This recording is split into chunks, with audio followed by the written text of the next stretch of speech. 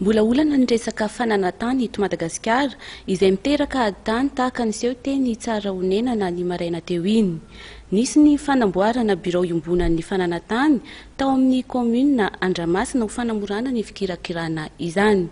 Tonga nanokana izany omaly ny ministra anivon'ny fiadidian'ny repoblika, misahana ny tetikasan'ny filoham-pirenena, ny fanajarian'ny tany ary ny fampitaovana Narson na Rafidimanana. Antoto taratasy mikasika ny fananan-tany misy 770 ny karakaraina amin'izao fotoana izao ao amin'ny kaomina ambanivohitra Andramasina. Ho fanamorana ny fikirakirana ireo antoto taratasy voalaza ireo dia nitokanan'ny ministra eo anivon'ny fiadidian'ny repoblika, misahana ny tetikasan'ny filoham-pirenena, ny fanajarian'ny tany ary ny fampitaovana. Andriamatoa Rafidimanana Narson tamin'ny pomba ofisialy omaly ny birao iombonan'ny fananan-tany ao an-toerana. Ity arak'izany no birao iombonan'ny fananan-tany fahavalo amby efapolo sahan'ny sampandrarahan'ny fananan-tany.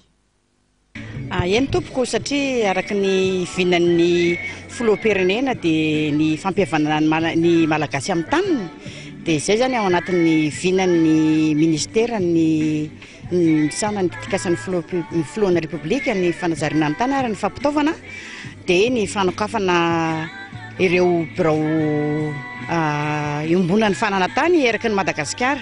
Nanokatra tsika voatsely zay ny tany a Port Berger, taorinan'izay ny any tany Sainte-Marie, dia ty androany ity zany no nanokafan'ny ministra ny teto Andramasina. Aoriana kely tsika afaka herinandro eo angambany dia mbola nokatra ny any Akazobe. Resy lahatra ny be ny tanàna ao Andramasina fa hitondra fahombiazana ny fisian'ity birao iombonan'ny fananan-tany vaovao ity.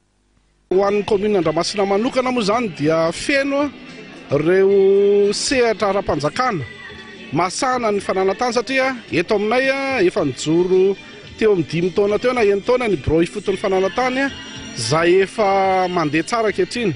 Ankehitriny dia mbola fenony ilay birao iombonan'ny fananan-tany ka dia azo lazaina fa feno ny lafiny ilain'ny vahoaka manodidina izay resaka fananan-tany izay tompoko.